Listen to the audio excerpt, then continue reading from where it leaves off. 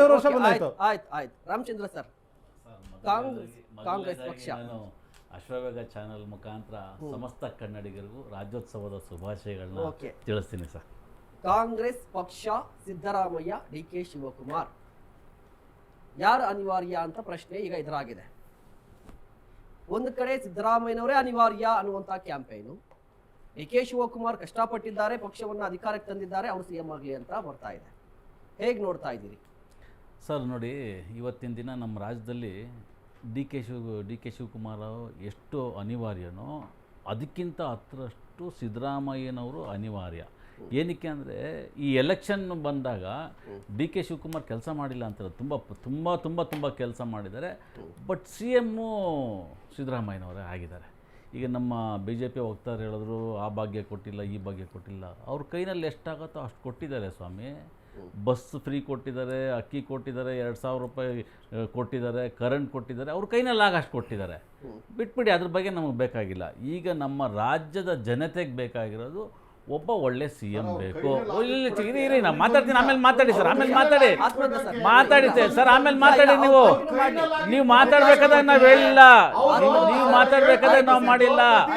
ಕೇಳಿ, ಅವರು ಬಿಜೆಪಿ ಮಾತಾಡಿ, ಫಸ್ಟ್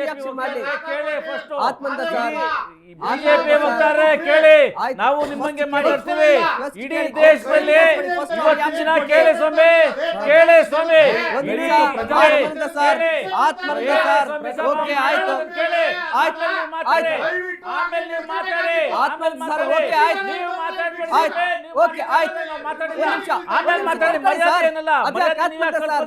ನಾನು ಕೇಳ್ತೀನಿ ಸರ್. ಇವತ್ತು ಕೇಳಿ ಸರ್, ಸ್ವಲ್ಪ ಕೇಳಿ. ಇಡೀ ಇವತ್ತು ನಮ್ಮ ದೇಶದಲ್ಲಿ, ನಮ್ಮ ರಾಜ್ಯದಲ್ಲಿ ಫ್ರೀ ಬೀಸ್ ತಂದವರು ನಮ್ಮ ಆಮ್ ಆದ್ಮಿ ಪಾರ್ಟಿ ಮುಖಾಂತರ ಬಂದಿದ್ದು. ಇದನ್ನು ಕಾಪಿ ಮಾಡಿ ಕಾಂಗ್ರೆಸ್ನವ್ರು ಕೊಟ್ಟರು. ಇದನ್ನೇ ಕಾಪಿ ಮಾಡಿ ಇವತ್ತು ಕಾಂಗ್ರೆಸ್ನವ್ರು ಕೊಡ್ತಾ ಇದ್ದಾರೋ, ಈ ನಮ್ಮ ಆಮ್ ಆದ್ಮಿ ಪಾರ್ಟಿ ಕೊಡ್ತಾ ಇತ್ತೋ, ಇದೇ ಬಿಜೆಪಿನವರು ಖಂಡಿಸ್ತಾ ಇದ್ರು ನಮ್ಮ ದೇಶ ಹಾಳಾಯ್ತು ಅಂತ. ಆಯ್ತು ಸ್ವಾಮಿ, ರಾಜ್ಯಕ್ಕೆ ಬರ್ತಿದ್ದೀವಿ.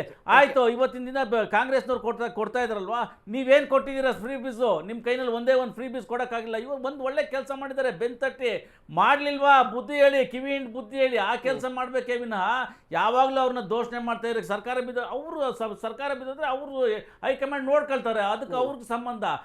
ನಿಮ್ಗೆ ಏನಕ್ಕೆ ಬೇಕಾಗಿದೆ? ನಿಮ್ಮ ಸರ್ಕಾರದಲ್ಲಿ ಎಷ್ಟು ಜನ ಪ್ರಾಮಾಣಿಕವಾಗಿ 5 ವರ್ಷ ಸರ್ಕಾರ ಮಾಡಿದ್ರು, ಮಾಡಲಿಲ್ವಲ್ಲ ಯಾರನ್ನು ಕರೆಕ್ಟಾಗಿ? ಮಾಡಿದ್ದಾರೆ, ಒಂದು ಒಳ್ಳೆ ಕೆಲಸ ಕೊಡ್ತಾ ಇದ್ದಾರೆ, ಮಾಡಲಿ ಬಿಡಿ. ಸಿದ್ದರಾಮಯ್ಯನವರು ಈ ವರ್ಷ ಕಂಪ್ಲೀಟ್ ಮಾಡಲಿ 5 ವರ್ಷ. ನೆಕ್ಸ್ಟ್ ಸಿ ಎಂ ಅವ್ರು ಆಗಲಿ ಡಿ ಕೆ ಶಿವಕುಮಾರ್, ನಮ್ದೇನು ಬೇಕಾಗಿಲ್ಲ. ಜನ ಏನಾದ್ರು ಮತ್ತೆ ಅವ್ರಿಗೆ ಅವಕಾಶ ಕೊಟ್ರೆ ಕಾಂಗ್ರೆಸ್ಗೆ, ಕೇಳಿ, ಜನ ಏನಾದ್ರು ಕಾಂಗ್ರೆಸ್ಗೆ ಮತ್ತೆ ಅವಕಾಶ ಕೊಟ್ರೆ ಡಿ ಕೆ ಶಿವಕುಮಾರ್ ಆಗಲಿ, ತಪ್ಪೇನಿಲ್ಲ.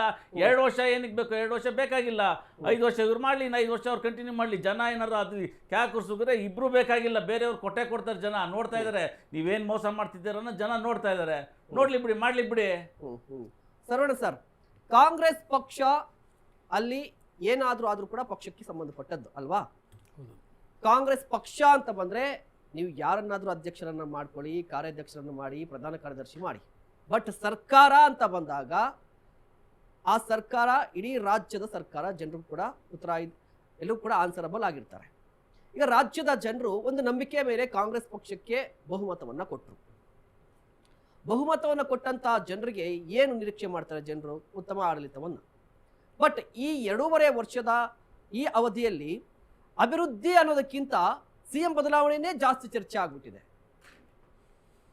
ಸರ್. ಈಗ ಜನರ ನಿರೀಕ್ಷೆ ಏನಿದೆ, ಆ ನಿರೀಕ್ಷೆಗೆ ನಾವು ಯಾವತ್ತೂ ಮೋಸ ಮಾಡುವಂಥ ಕನಸು ಸಹ ಕಾಂಗ್ರೆಸ್ಸಲ್ಲಿ ಇಲ್ಲ.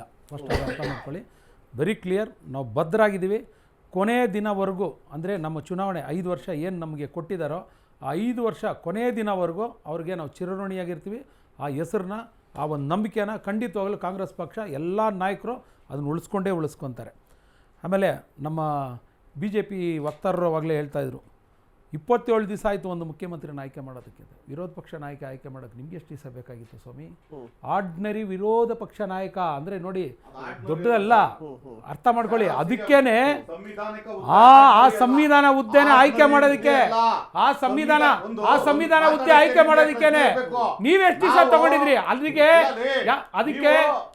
ಯಾವುದೇ ರೀತಿಯ ದೊಡ್ಡ ಲೆವೆಲ್ ತೀರ್ಮಾನ ತಗೊಳ್ಳೋದು ಬೇಡ. ನಿಮ್ಮಲ್ಲಿ ಯಾರಿಗಾರ ಬಟ್ ಅದನ್ನೇ ನಿಮ್ ಕೈಲಿ ಮಾಡಕ್ಕಾಗಿಲ್ಲ. ನೀವು ಬಂದು ನಮ್ಮ ಮುಖ್ಯಮಂತ್ರಿ ಬಗ್ಗೆ ಮಾತಾಡೋದಕ್ಕೆ ಯಾವುದೇ ರೀತಿಯಾದಂತ ನೈತಿಕತೆ ನಿಮಗಿಲ್ಲ, ಆಯ್ತಾ? ಅದಾದ್ಮೇಲೆ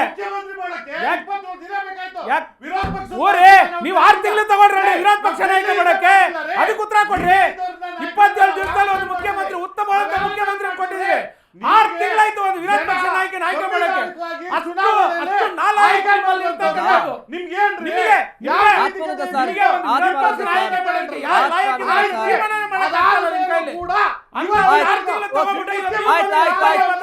ವಿಚಾರಕ್ಕೆ ಬನ್ನಿ. ಆಯ್ತು ಸರ್, ಓಕೆ, ಆತ್ಮೀಯ ಸರ್, ನೀವು ದಯವಿಟ್ಟು ಅದನ್ನ ಗೂಗಲ್